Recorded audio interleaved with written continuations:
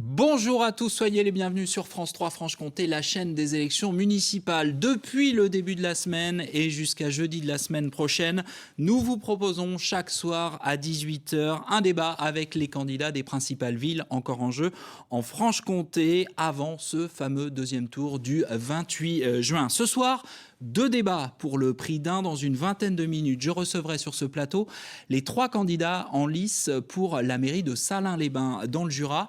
Mais d'abord, Bavilliers dans le territoire de Belfort. Deux candidats briguent la mairie de la 5e ville la plus peuplée du département.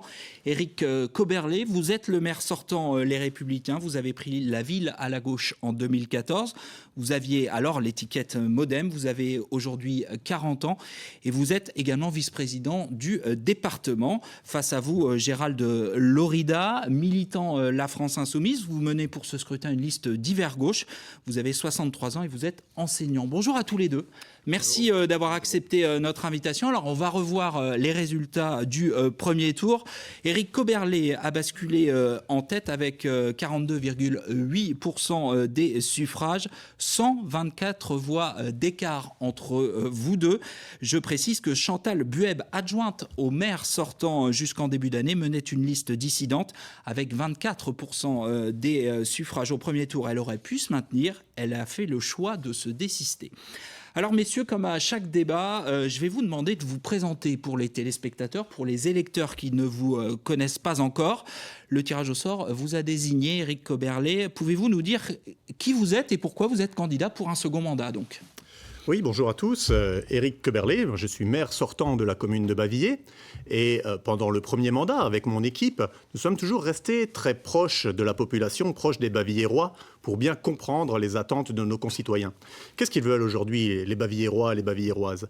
Ils veulent qu'on investisse pour l'avenir de notre commune, notamment dans le domaine de l'éducation, par exemple, mais aussi dans le domaine de la santé, particulièrement après la crise que nous venons de vivre. Et donc, nous proposons aujourd'hui de construire une école et de construire un cabinet médical. Ils veulent aussi que ces investissements se fassent en respectant leur cadre de vie, en respectant l'environnement. Et donc, nous allons associer les Bavillérois, comme nous l'avons fait dans le premier mandat, à l'élaboration de ces projets. On va y revenir. Allez-y, finissez. Et enfin, pour terminer, ils souhaitent aussi que nous soutenions l'emploi local, parce que la crise sanitaire, c'est aussi une crise économique. Et donc, à travers ces commandes publiques, eh bien, nous allons donner du travail à nos entreprises. Gérald Lorida, qui êtes-vous et pourquoi êtes-vous candidat à la mairie de Bavilliers ? Alors, j'ai 63 ans. Je suis professeur des écoles, instit, comme on dit. J'ai commencé une carrière comme ouvrier chez Bull, puis technicien. Et pendant toute cette carrière, j'ai été militant syndical. Plus récemment, j'ai participé à des campagnes électorales, aux législatives par exemple. Et il m'a semblé plus récemment qu'il était important de s'investir au niveau local, parce que c'est à cet endroit-là, à ce niveau-là, qu'on peut agir vraiment avec les citoyens. J'ai donc rejoint ce groupe Bavilliers, c'est vous, qui était un groupe qui soutenait les conseillers d'opposition. Il y a un peu plus d'un an, lors d'une lutte qui avait été menée à Bavilliers lors de la disparition de la Poste. Et puis, ce groupe a voulu proposer une alternative autour de la solidarité, l'écologie et puis la démocratie participative. Et nous avons pris quelques mois pour rédiger ensemble une proposition de programme pour Bavilliers, pour que la ville change. Alors, changer la ville, on l'a entendu, le maire sortant a un projet de nouvelle école. Il a commencé par ce point-là. Vous, à gauche, vous avez des doutes sur la nécessité d'investir dans ce nouveau groupe scolaire. Est-ce que vous pouvez nous expliquer pourquoi ? Alors, ce qui est sûr, c'est que la maternelle a besoin d'être à minima rénovée. Elle est trop bruyante, elle n'est pas adaptée au changement de température, elle fuit. Nous, ce que nous voulons faire avant tout, c'est une étude, un diagnostic fait par un cabinet d'expertise, puis un chiffrage d'une éventuelle rénovation. On n'est a priori pas fermé si on nous dit que ça n'est pas faisable, que ça va coûter une fortune, mais on veut avoir toutes les cartes en main avant de se décider, et on le décidera avec la population, puisque notre credo, ce sera la démocratie participative. Éric Coberlet, pourquoi construire plutôt que rénover ? L'école maternelle actuelle a été construite dans les années 80. Elle a été mal conçue à l'époque. Elle est construite sur un terrain instable. Donc elle est aujourd'hui très endommagée et c'est un gouffre thermique. Nous voulons construire une école verte, une école éco-responsable. Et donc nous allons construire un bâtiment à énergie positive, ce qui permettra de réduire la fracture énergétique. Je prends l'exemple de la commune de Châtenois-les-Forges qui a construit une nouvelle école et qui a diminué par 5 sa facture énergétique. La crainte de Gérald Lorida, c'est que ça coûte trop cher. Est-ce que Bavilliers a les moyens d'investir dans une nouvelle école comme ça ? En matière de financement, dans le premier mandat, nous avons géré les finances publiques de la commune avec beaucoup de rigueur. Nous avons maîtrisé notamment les dépenses de fonctionnement et notamment la masse salariale. Nous avons 3 points pour financer cette nouvelle école. D'abord, nous avons reconstitué une épargne nette d'à peu près 800 000 euros. Deuxièmement, nous aurons des subventions de l'État, du département et de l'agglomération, qui tous les trois ont créé des fonds spécifiques pour soutenir l'économie et soutenir l'emploi local après la crise que nous venons de vivre. Et enfin, nous allons pouvoir faire un emprunt raisonnable, puisque si nous construisons une école pour 50, 80 ou 100 ans, il n'est pas illogique d'emprunter sur 20 ans, d'autant plus qu'aujourd'hui, les taux d'intérêt sont extrêmement bas. Est-ce que ce que vous venez d'entendre vous rassure, Gérald Lorida ? Pas tout à fait, pour plusieurs raisons. C'est parce que M. Köberlé parle d'une école écologique, hein, et moi, ça m'étonne de devenir écologiste quelque part par opportunisme au dernier moment, en une semaine. Hein, comme me disait quelqu'un, pour transformer un terrain, une agriculture ordinaire en agriculture bio, il faut 3 ans. M. Köberlé le fait en 2 semaines. Alors, s'il avance dans ce sens, je dis, c'est bien. On est inquiet quand même sur cette grosse dépense, hein, et ce regroupement qui peut paraître une bonne idée d'avoir l'école élémentaire et l'école maternelle au même endroit. On a dans Bavilliers, à cause de sa configuration, une énorme difficulté de circulation. Et M. Köberlé, pour ça, propose de construire une nouvelle route qui va aussi coûter beaucoup d'argent. Hein. On a chiffré ça, mais vous me démentirez peut-être, autour d'1 million de nouveau, et surtout qui va empiéter sur une zone naturelle, sur une zone humide, et pousser encore plus loin les limites de l'urbanisation. Alors, je vous dis, si un expert nous dit que ça coûte trop cher de rénover, ça n'est pas possible, alors nous envisagerons peut-être cette solution. Hein, mais dans un cadre global d'écologie, hein, de solidarité et de démocratie participative. Éric Köberlé, vous êtes un écologiste de la dernière heure par opportunisme, a dit votre concurrent de gauche. Monsieur Lorida, vous n'avez pas le monopole de l'écologie. Les femmes et les hommes qui m'entourent sont tout aussi écologistes que vous. Bavilliers, et nous l'avons prouvé dans notre premier mandat, c'est une ville à la campagne et nous voulons renforcer ce statut. Nous avons fait durant 6 ans une priorité du cadre de vie. Nous allons intégrer l'école dans un cadre naturel et nous allons donner à nos enfants un cadre de vie et un cadre d'apprentissage idéal. Et d'ailleurs, nous allons construire une école verte, une école durable, et nous allons revaloriser ce secteur naturel en lui donnant une véritable plus-value environnementale. Gérald Lorida, toujours pas convaincu. Les propos n'engagent que M. Köberlé. Je suis inquiet quant à l'endettement de la commune, puisque les aides de l'État, du département, du Grand Belfort ne sont pas acquis. Une école, c'est à minima 5 millions pour une école classique, je dirais. Éric Köberlé, est-ce que vous vous engagez, si vous êtes réélu et que vous construisez cette école, puisqu'il y a des doutes sur le financement, à ne pas augmenter les impôts locaux pour la financer ? Dans notre premier mandat, nous nous sommes engagés sur un programme.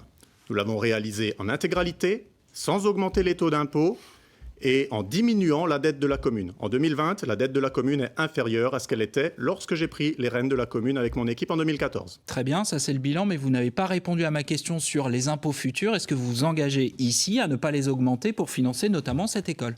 Les impôts ont été stables pendant tout mon premier mandat, ils seront stables pendant tout mon deuxième mandat.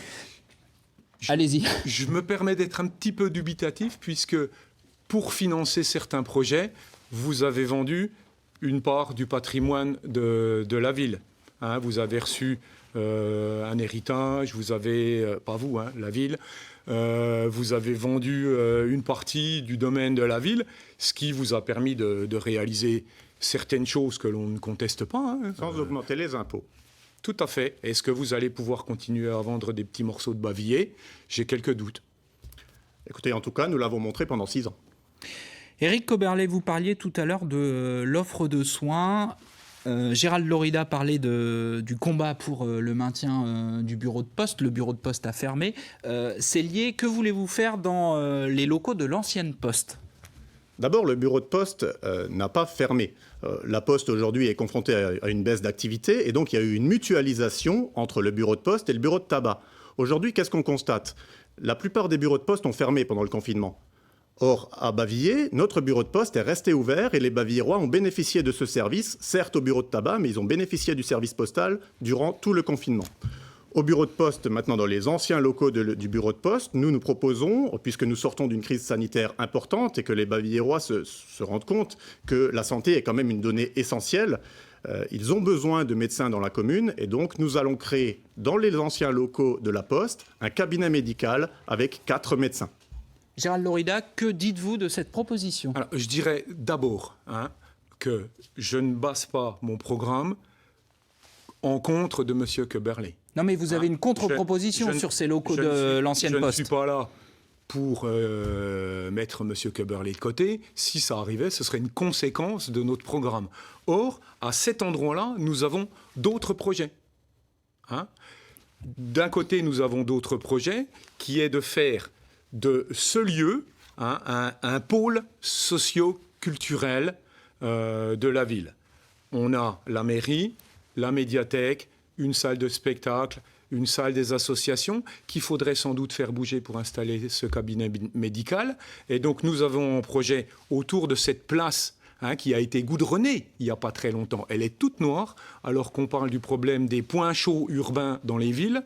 Cette place, nous allons la reverdir et installer un pôle socio-culturel entre la médiathèque et la maison.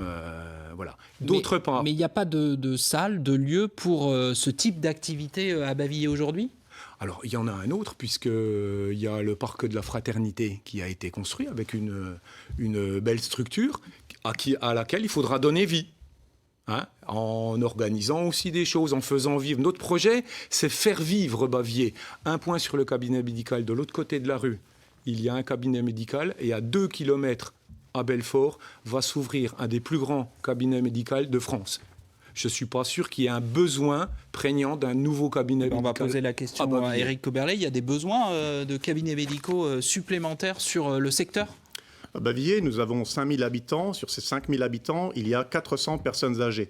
Monsieur Lorida, vous parlez d'un cabinet médical important qui va ouvrir à Belfort. Je ne suis pas sûr que les 400 personnes âgées de Bavilliers aient vraiment envie d'aller se faire soigner à Belfort. Si elles peuvent avoir des médecins en proximité, c'est d'autant mieux pour elles. Éric Coberlet, je précise pour ceux qui ne connaîtraient pas la géographie précise du territoire de Belfort, Bavilliers touche Belfort. C'est une commune limitrophe. Bavilliers touche Belfort, mais vous savez, certaines personnes âgées ne conduisent plus, ou en tout cas, si elles peuvent éviter de conduire et éviter d'aller dans une grosse structure médicale belfortaine, elles préfèrent peut-être rester se soigner en proximité. Je pense que c'est d'autant mieux. Les médecins qui aujourd'hui travaillent à Bavilliers, ils sont débordés ou ils peuvent encore accueillir des patients ? Il y a un besoin de médecins supplémentaires ? Absolument, non. Les 3 médecins de Bavilliérois sont totalement saturés et ils ne prennent plus de nouveaux patients. Et donc là, nous aurons 4 médecins dans ce cabinet médical qui vont pouvoir prendre des nouveaux patients.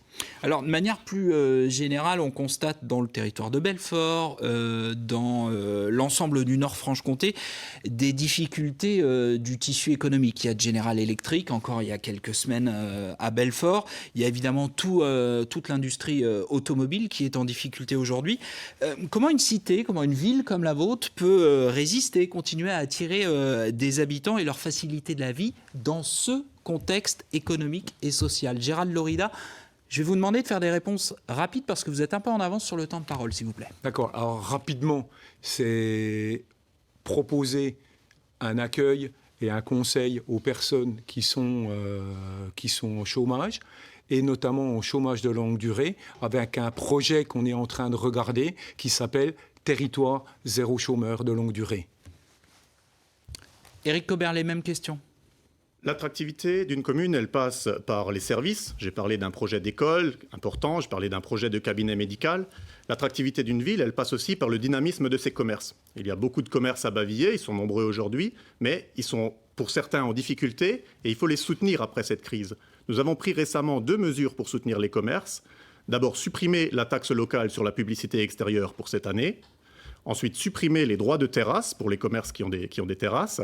Et puis, nous avons créé dans le premier mandat une association de commerçants que nous allons soutenir davantage encore dans le deuxième mandat. C'est clé. La première mesure pour attirer des habitants, c'est le dynamisme commercial, selon vous ? Pas uniquement, il y a le dynamisme commercial, mais il y a aussi le dynamisme de la vie associative. Bavilliers a une vie associative qui est aujourd'hui riche, dynamique. La mairie investit plus de 40 000 € par an pour le fonctionnement des associations. Et la mairie finance aussi des investissements. Nous avons créé un terrain de foot synthétique pour le club de foot et les jeunes de la commune, 400 jeunes qui l'utilisent aujourd'hui. Nous avons rénové le terrain de boule et sur le prochain mandat, nous souhaitons investir dans un dojo pour permettre à l'association du foyer communal de pratiquer les arts martiaux dans la commune. Gérald Lorida, sur la vie associative. Vous aussi, vous faites le même constat, c'est dynamique, tout va bien ?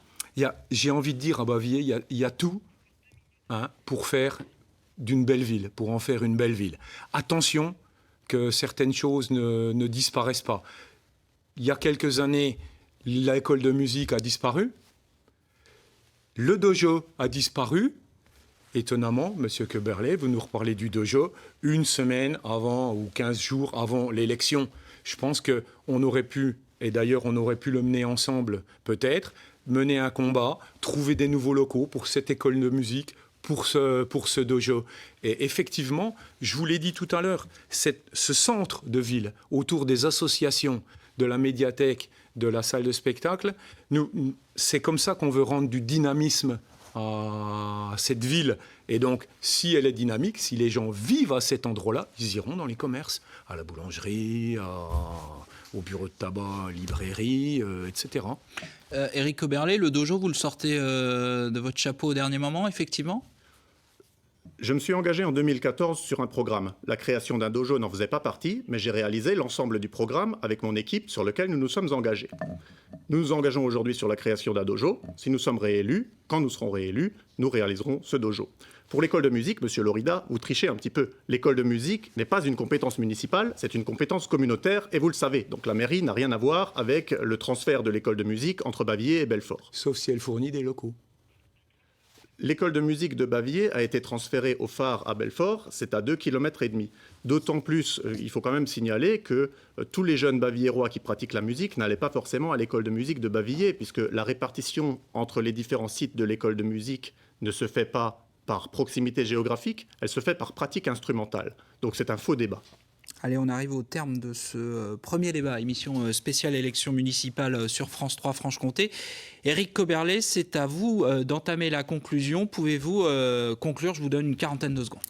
Oui, le 28 juin, bavilléroises, bavillérois, vous choisirez un maire, vous choisirez aussi une équipe et vous choisirez un programme. En tant que maire, j'ai tenu mes engagements, je dis ce que je fais et je fais ce que je dis.